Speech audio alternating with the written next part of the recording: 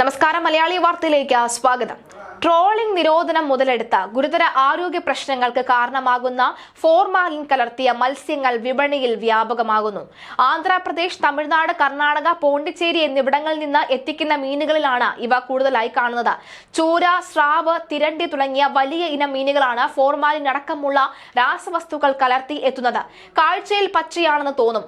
പാകം ചെയ്യുമ്പോൾ മാംസത്തിന് കറുത്ത നിറം ഉണ്ടാകുന്നതായും ചിലപ്പോൾ കറി പതയോടുകൂടി തിളച്ചു പൊന്തുന്നതായും പരാതിയുണ്ട്.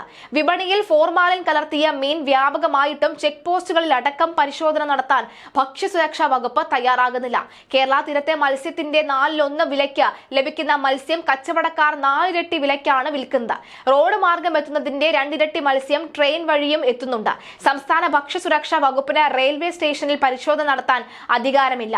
ഫോർമാലിൻ തളിച്ച മീനുകളുടെ ചെകിള പൂളുകൾക്കും കണ്ണിനും നിറവ്യത്യാസം ഉണ്ടാകും. തൊലിപ്പുറത്തെ മിനുമിനുപ്പും ഉണ്ടാകില്ല.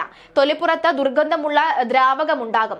കറിയാകുമ്പോൾ മാംസത്തിന് നിറവ്യത്യാസവും മൃദുത്വവും ഉണ്ടാകുമെന്നും ഇത്തരത്തിൽ ഉള്ള മീന് ഭക്ഷിക്കരുതെന്നും മുന്നറിയിപ്പുണ്ട്. പരിശോധിക്കാതെ ഭക്ഷ്യസുരക്ഷാ വകുപ്പ് മുന്നോട്ട് നീങ്ങുകയാണ്. യാതൊരു മാനദണ്ഡവും പാലിക്കാതെയാണ് അന്യ സംസ്ഥാനങ്ങളിൽ നിന്ന് പാലക്കാട് ഉൾപ്പെടെയുള്ള ജില്ലകളിലേക്ക് കടൽ മത്സ്യം എത്തുന്നത്. അന്യ സംസ്ഥാനങ്ങളിൽ നിന്ന് മത്സ്യം കേടാകാതെ എത്തിക്കുന്നതിന് ശീതീകരണത്തിന് ഉൾപ്പെടെ പ്രത്യേക സൗകര്യങ്ങളുള്ള വാഹനങ്ങളാണ് ഉപയോഗിക്കേണ്ടത്.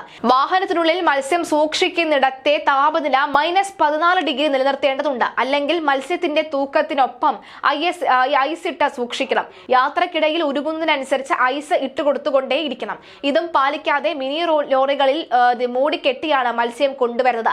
മത്സ്യം വാങ്ങുമ്പോൾ പരിശോധിക്കണമെന്ന ആരോഗ്യ വകുപ്പുകൾ പ്രത്യേക മുന്നറിയിപ്പ് നൽകുകയാണ്.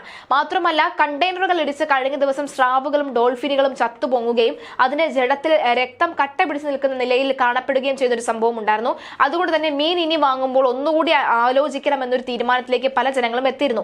എന്നാൽ ഇവിടെ ഫോർമാലിൻ തളിച്ച വിഷാംശമുള്ള മീനുകൾ എത്തുന്നുണ്ട് എന്നും 3 വലിയ മീനുകളുടെ പേര് എടുത്തു പറഞ്ഞുകൊണ്ടാണ് ഈ റിപ്പോർട്ടുകൾ പുറത്തു വരുന്നത്. ചൂര, സ്രാവ് തുടങ്ങിയുള്ള മീനുകളൊക്കെ തന്നെ ഉപയോഗിക്കുമ്പോഴും അത് കറി വെക്കുമ്പോഴും വാങ്ങുക. ഇതൊന്നും അറിയാതെ വാങ്ങുകയും കറി വെക്കുമ്പോൾ കറുത്തതായിട്ട് കഷ്ണം മാറുകയും പതഞ്ഞു പൊങ്ങുകയാണെങ്കിൽ നിങ്ങൾ ആ മീൻ കറി കഴിക്കാതിരിക്കുക.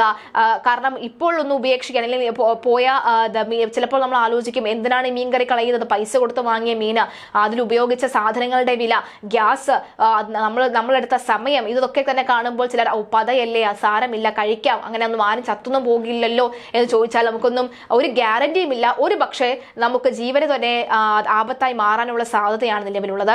ചൂരമീൻ കഴിച്ച ഒരു യുവതി മരിക്കാനുള്ള ഇടയുണ്ടായ സാഹചര്യം അറിയാമല്ലോ. പക്ഷെ അത് ചൂരമീനിന്റെ കാര്യങ്ങളല്ലായിരുന്നു.